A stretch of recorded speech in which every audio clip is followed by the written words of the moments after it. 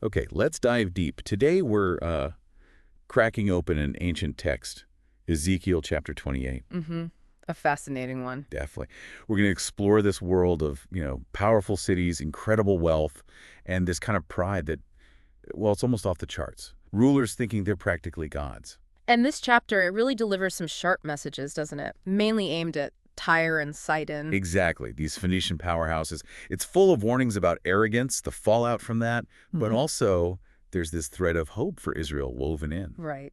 So our mission today is really to unpack all that, the pronouncements, the really vivid imagery, and see what it tells us about power, pride, and maybe divine judgment. Where does it start? It seems to target specific people. It does. What really jumps out right away is how it zeroes in on the leadership in Tyre. Verse 1 kicks off with a message specifically for the ruler of Tyre. And this ruler, Wow. he makes this incredible claim.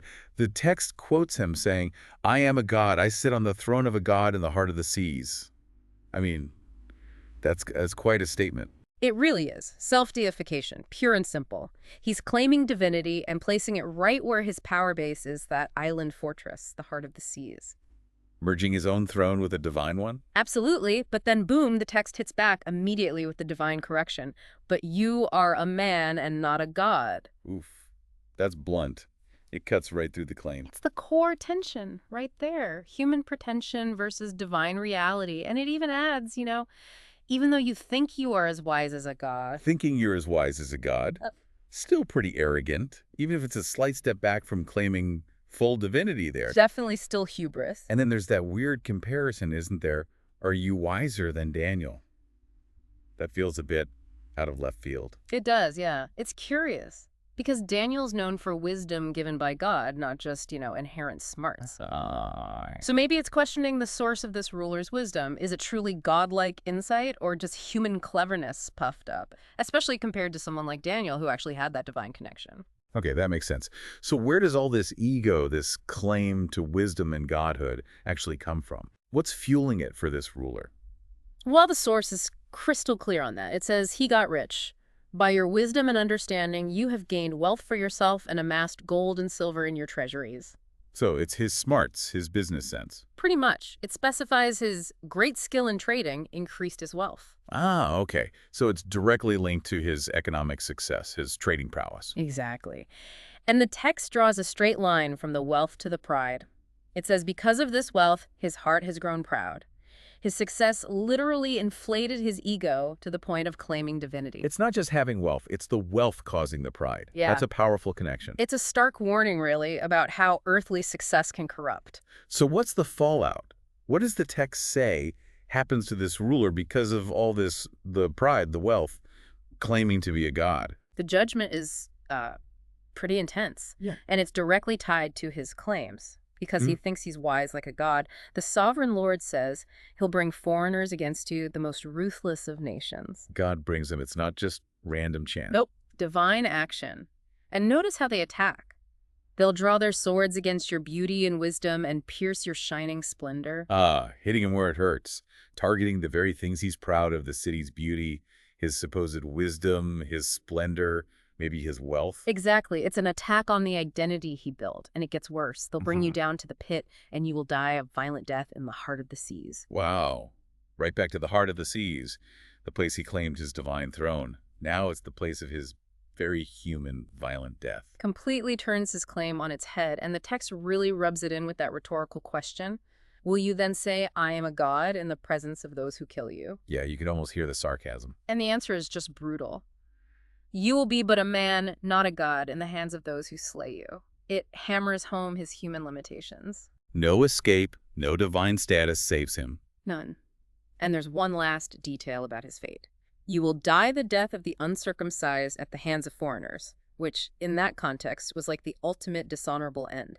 An outsider's death, unclean, probably unmourned, strips him of everything. So this whole first part is this incredibly vivid picture of pride, fueled by success, crashing hard against human limits. It really makes you think, doesn't it? Where do we put our confidence? In our own achievements, our own wisdom? It's a timeless question. That as we move into verse 11, the whole tone shifts. It becomes much more symbolic, almost otherworldly. Yeah, the language gets really elevated. It's now a lament concerning the king of Tyre, Not the ruler anymore, but the king. And the description. It's something else. Totally different. He's initially described as the model of perfection, full of wisdom and perfect in beauty. Perfection, wisdom, beauty. Sounds divine almost. And the setting. You were in Eden, the garden of God. We're not talking about a palace in Tyre anymore. This is primeval, sacred ground. Right, like Genesis. And his appearance adorned with all those precious stones, ruby, topaz and emerald, chrysolite, onyx and jasper, sapphire, turquoise, and beryl. It sounds like something celestial. It really does, like high priestly garments or something angelic. And it even says his gold settings were prepared on the day you were created. Created, not born. Okay, yeah, that's definitely not talking about your average human king. No way. And his role is described in equally high terms. You were anointed as a guardian cherub on the holy mount of God. You walked among the fiery stones. A guardian cherub, like an angel, on God's holy mountain, walking among fiery stones. What does that even mean? Well, cherubim are high-ranking angelic beings, often associated with guarding sacred spaces like God's throne. The holy mount and fiery stones sound like the divine realm itself. So this king is portrayed as this incredibly high-ranking sacred guardian right there in God's presence. Okay, wow. So perfection Eden, a guardian cherub. Mm-hmm. How does someone fall from that? What could possibly go wrong? The text marks the turning point really clearly. You were blameless in your ways from the day you were created till wickedness was found in you. So evil wasn't there from the start. Yeah. It developed. It was found in him. Exactly. And the source gives reasons why this wickedness showed up. It echoes the themes from the ruler, but on this grand cosmic scale. Oh, so? It says, through your widespread trade, you were filled with violence, and you sinned. And then the internal shift. Your heart became proud on account of your beauty, and you corrupted your wisdom because of your splendor. Trade, violence, pride over beauty and splendor, corrupted wisdom. It sounds like the earthly ruler's problems, but amplified. Precisely. It's like the text is mapping Tyre's earthly sins, trade, violence, pride onto the celestial being. His beauty, his splendor, even his trade may be symbolic of his interactions or status in the heavenly realm became the source of his downfall. Pride in his own magnificent state led to corruption. So this king might be more than just a human figure, like maybe a spiritual force behind Tyre's arrogance, or even something bigger. That's how many people interpret it, yeah. It adds this whole other layer.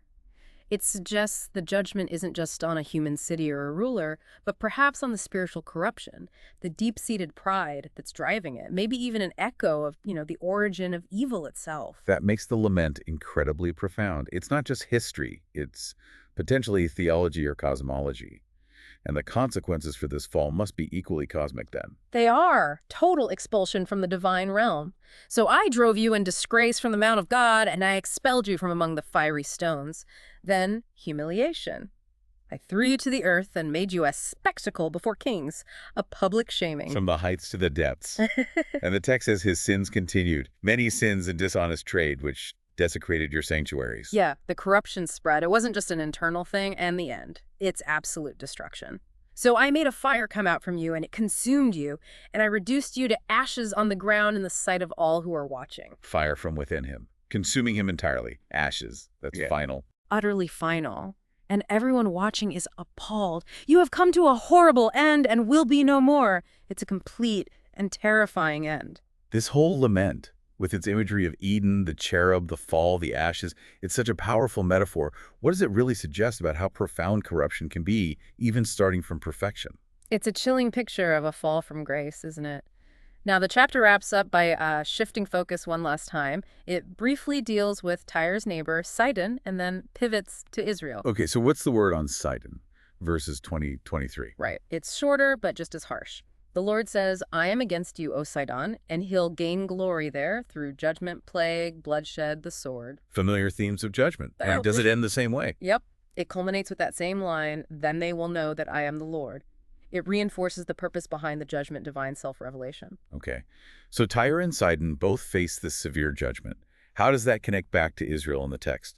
This is where the hope comes in. The judgment on these powerful, often oppressive neighbors is actually presented as good news for Israel.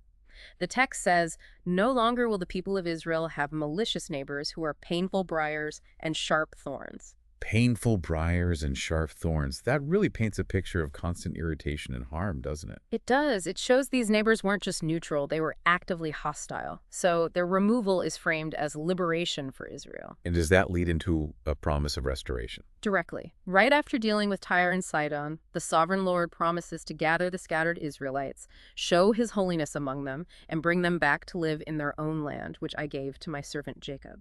A return home. Reestablishment. And what's life supposed to be like for them once they're back, with these briars and thorns gone? The promise is security, peace, prosperity. They will live there in safety and will build houses and plant vineyards. They'll be safe specifically when God deals with the neighbors who maligned them. It's a picture of settled life, fruitfulness. A complete turnaround from the destruction described earlier. Building houses, planting vineyards, symbols of stability. Exactly. And it all ties back to that central theme one last time. Let me guess. Then they will know. You got it. The chapter closes by reiterating the ultimate goal behind everything: the judgment, the restoration. Then they will know that I am the Lord their God. So it's all pointing towards this recognition of God's power and faithfulness, both by Israel and the nations. The judgments aren't just random destruction. They serve this larger purpose within the narrative of God's relationship with Israel. That seems to be the main thrust, yes. The contrast between judgment on the proud and restoration for the covenant people highlights divine justice and salvation. Thinking about this final section, that contrast is so stark. The powerful brought low, the scattered gathered and made secure. What does that repeated phrase, "then they will know that I am the Lord," really emphasizes the ultimate point of all these dramatic events? Looking back on this whole chapter, Ezekiel 28, we've really covered some ground, haven't we? From that incredibly proud human ruler of Tyre. Yeah, convinced he was a god, only to die a very human, shameful death. Right. Then shifting to that deeply symbolic lament for the king of Tyre, that figure of cosmic perfection, the cherub in Eden. Whose own beauty and splendor led to pride, corruption, and this fiery annihilation into ashes. And then bringing it back to earth with the judgment on Sidon, but ending with that powerful promise of safety and restoration for Israel, free from those thorny neighbors. The core messages really hit hard, don't they? The danger of pride, whether it's from wealth or, even heavenly duty, the consequences of corruption, and this constant assertion of God's sovereignty over everyone, nations included. Absolutely, all framed within God's specific plans for Israel. But it leaves us with that intriguing comparison, doesn't it? The earthly ruler and the cosmic king. Why both? What might the text be hinting at by putting these two figures, one seemingly historical, one deeply symbolic, side by side in the judgment against Tyre? That's the provocative thought, isn't it? What does this layering suggest about maybe the different dimensions of pride and evil? Is it just about human rulers, or are there deeper, perhaps spiritual forces at play? What does this ancient text challenge you, listening now, to think about regarding earthly power, maybe spiritual realities, and how they intersect with divine reckoning?